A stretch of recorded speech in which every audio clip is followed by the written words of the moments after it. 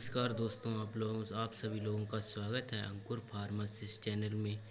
आज मैं लेके आया हूँ फार्मास्यूटिक्स सब्जेक्ट का फर्स्ट चैप्टर और मॉडल पेपर का फर्स्ट क्वेश्चन। फार्मास्यूटिक्स प्रतिरक्षात्मक उत्पाद पर संक्षिप्त टिप्पणी लिखिए। प्रतिरक्षात्मक उत्पाद होता क्या है, देखिए सुनिएगा। डब्ल्यू एच ओ ने टीकाकरण को परिभाषित किया वह प्रक्रिया जिसके द्वारा किसी व्यक्ति को संक्रामक रोग के लिए प्रतिरक्षा या प्रतिरोधी बनाया जाता है। आमतौर पर वैक्सीन के प्रशासन द्वारा टीके संक्रमण या बीमारी से सुरक्षा प्रदान करने के लिए शरीर की प्रतिरक्षा प्रणाली को उत्तेजित करते हैं, जिसके लिए टीका लगाया गया है। प्रतिरक्षात्मक उत्पादन विभिन्न संयोजनों से बने फार्मास्यूटिकल उत्पादों का एक समूह है, परंतु इनका एक सामान्य औषधीय उद्देश्य होता है।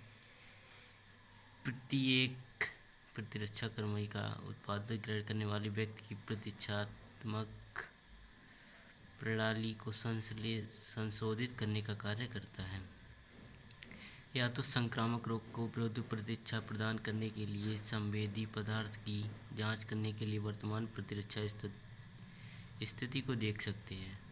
टीके विवो डायग्नोस्टिक्स ह्यूमिनसेरा ह्यूमन इम्यूनोग्लोबुलिन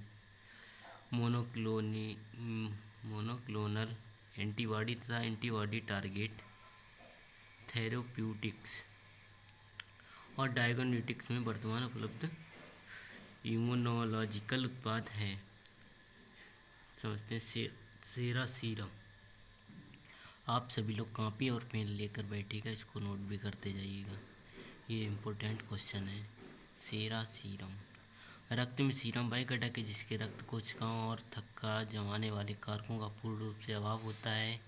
यह फाइब्रोनोजेन विहीन रक्त प्लाज्मा है। सीरम में वह सभी रक्त प्रोटीन उपस्थित होते हैं जो थक्का जमाने की प्रक्रिया के साथ निष्क्रिय होते हैं। इसमें भी इलेक्ट्रोलाइट्स, एंटीबॉडी, प्रतिजन, हार्मोन तथा वहाँ पदार्थ जैसे दवाइयाँ, सूक्ष्मजीव आदि और भी पदार्थ उपस्थित होते हैं। एंटीसेरा एंटीबॉडी युक्त रक्त सीरम है और कई बीमारियों के विरुद्ध एक व्यक्ति का निष्क्रिय प्रतिरक्षा प्रदान करते हैं। सीरम रोधी एंटीटॉक्सिन के नाम से भी जाना जाता है। सीरम रोधी उत्पादों के प्रयोग से प्रतिरक्षी का उत्पादन होता है। एंटीसेरा सीरम रोधी के गुण, ये जानवरों में विकसित प्रतिरक्षी होते हैं। ये जानवरों के सीरम से प्राप्त किए जाते हैं, जिससे विशेष प्रतिजन के विरुद्ध प्रतिरक्षी उपस्थित होते हैं। तीसरा पॉइंट, एंटीटॉक्सिन का निर्माण टॉक्सिन या टॉक्साइड के इंजेक्ट करके बनाए जाते हैं।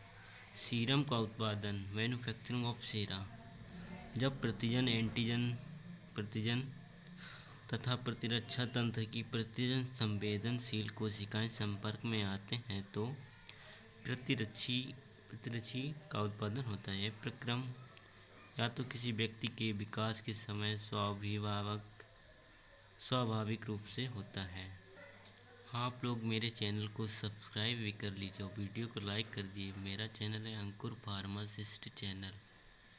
अगला पॉइंट है मानव में टीकाकरण। वैक्सीनेशन ऑफ ह्यूमंस का प्रयोग किसी रोग में विशिष्ट संक्रामक के विरुद्ध प्रतिरक्षी का उत्पादन करके सुरक्षा प्रदान करने के लिए किया जाता है। जानवरों के टीकाकरण से न केवल सुरक्षा होती बल्कि उत्पादित प्रतिरक्षी सीरम रोधी तथा एंटीसेरा तैयार करने के लिए एकत्रित की जाती है। एंटीसेरा को प्रयोगशाला में खरगोश या अन्य प्रयोगशाला जानवरों को प्रतिरक्षित करके बनाया जाता है, जबकि चिकित्सीय तथा नैदानिक एंटीसेरा से अधिक मात्रा में बनाया जाता है तो घोड़ों, बीमारियों तथा भेड़ों का प्रयोग किया जाता है। एक एंटीबॉडी की वैधता एक या अधिक एंटीजन के साथ प्रक्रिया करने की एक क्षमता को इंगित नहीं करती है, लेकिन यह एक एंटीजन बांधने के लिए एंटीबॉडी अणु पर मौजूद बाध्यकारी साइटों की संख्या को इंगित करता है। प्रतिरक्षा क्षमता।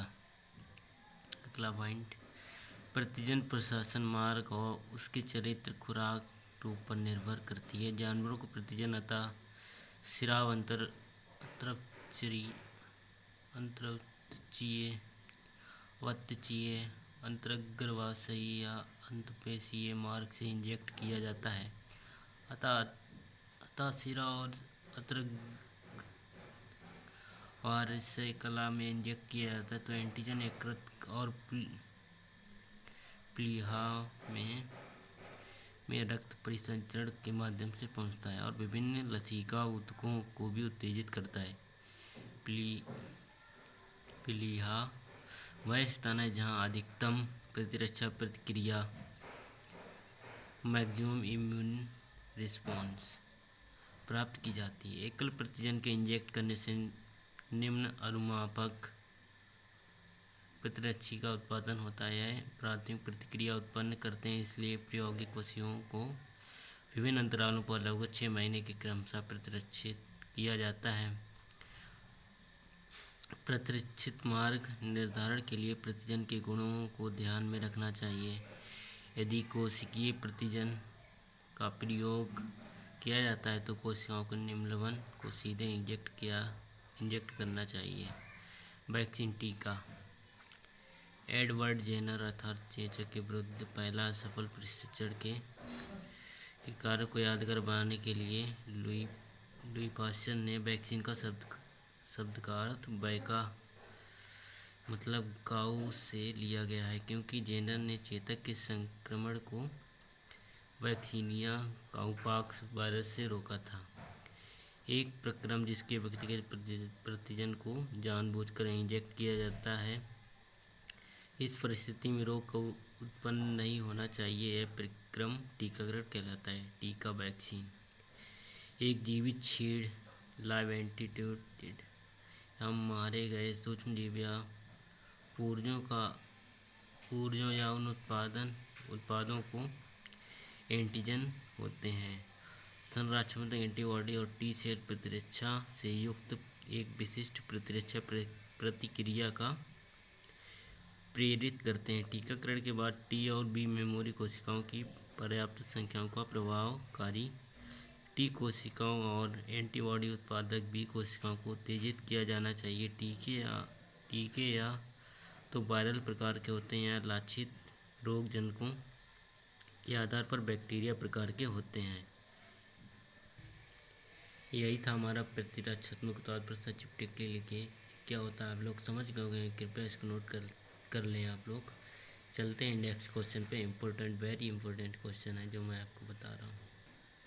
फार्मास्यूटिकल प्लांट लेआउट क्या है? Pharmaceutical plant layout factory layout के तात्पर्य स्थान के आवंटन और मशीनों, फर्नीचर और अन्य महत्वपूर्ण प्रशासन की व्यवस्था से है। फार्मास्यूटिकल प्लांट लेआउट में एक कारखाने की इमारत के भीतर उत्पादन प्रक्रिया में आवश्यक सेवाएं शामिल हैं, जो कि लागत प्रभावी तरीके से खुराक रूपों के निर्माण की प्रक्रिया में शामिल विभिन्न इकाई संचालन करने के लिए आवश्यक हैं। यह तैयार उत्पाद के वितरण के माध्यम से कच्चे माल की प्राप्ति से उत्पाद को संसाधित करने में कम से कम हैंडलिंग के डिजाइन किया गया है। एक अच्छे फार्मास्यूटिकल लेआउट की विशेषताएं। Features of good pharmaceutical plant layout. एक अच्छे फार्मास्यूटिकल प्लांट लेआउट में निम्नलिखित विशेषताएं होनी चाहिए। पहला पॉइंट, मशीनों की स्थापना और उपयोग के लिए पर्याप्त फर्श स्थान होना चाहिए। दूसरा पॉइंट, कम लागत प्रसंस्करण के लिए आवश्यक न्यूनतम सामग्री हैंडलिंग की सुविधा के लिए मशीनों को ठीक से व्यवस्थित किया जाना चाहिए। लेआउट। तीसरा पॉइंट, लेआउट को बिना किसी देरी के उत्पादक प्रक्रिया के एक बिंदु से दूसरे बिंदु तक सुचारू और निरंतर प्रवाह की सुविधा प्रदान करनी चाहिए। चौथा पॉइंट, इसमें प्राथमिक चिकित्सा बॉक्स, अग्निशामक यंत्र, आपातकालीन निकास और पहुंच बिंदु जैसे पर्याप्त स्वास्थ्य सुरक्षा और सुरक्षा सुविधाएं शामिल होनी चाहिए। पांचवा पॉइंट, एक अच्छे लेआउट को उत्पादन प्रक्रियाओं के प्रभावी पर्यवेक्षण, समन्वय या नियंत्रण की अनुमति देनी चाहिए। छठा पॉइंट, जब भी आवश्यकता हो समायोजन और संशोधन के लिए जगह होनी चाहिए। एक अच्छी फार्मास्यूटिकल प्लांट लेआउट के लाभ। Advantage of good pharmaceutical plant layout. उत्पादन कार्य के लिए उपलब्ध फ्लोर स्पेस कम उपयोग। पहला पॉइंट, क्रॉस प्रदूषण की संभावना कम होने के कारण उत्पादों की बेहतर गुणवत्ता, कच्चे माल और तैयार माल की प्रविष्टि, परिवहन, भंडारण और वितरण के लिए कुशल व्यवस्था। दूसरा पॉइंट, सामग्री से निपटने की कम लागत। तीसरा पॉइंट, बर्बादी और खराब होने के कारण कम से कम नुकसान। चौथा पॉइंट, अनुकूल कार्य परिस्थितियों के परिणाम स्वरूप दक्षता में सुधार हुआ। पाँचवा पॉइंट, मानवीय त्रुटि के कम जोखिम के साथ उत्पादकता में वृद्धि। छठा पॉइंट, व्यवसायिक खतरों का न्यूनतम जोखिम, व्यवसायों की खतरों की कम घटना। सातवां पॉइंट, उत्पादन प्रक्रियाओं में पर्यवेक्षण में न्यूनतम लागत और प्रयास। आठवां पॉइंट, उचित बिंदु पर नियंत्रण और पर्यवेक्षण संचालन का प्रावधान। तो ये था आपका दूसरा क्वेश्चन, फार्मास्यूटिकल प्लांट लेआउट। आप लोग इसको नोट कर लें, दोनों क्वेश्चनों को मैंने बताया, वेरी इंपॉर्टेंट क्वेश्चन है। और आप मेरे चैनल को सब्सक्राइब कर लें, ज़्यादा से ज़्यादा लोगों को शेयर करें। मैं आपको पेपर के टाइम भी और इससे पहले भी इम्पोर्टेंट क्वेश्चन बताता रहूँगा। मेरा इंस्टाग्राम पे अकाउंट है अंकुर फार्मासिस्ट, उसको फॉलो कर लें please. Thank you for watching. मिलते हैं अगले वीडियो में नए कुछ टॉपिक के साथ।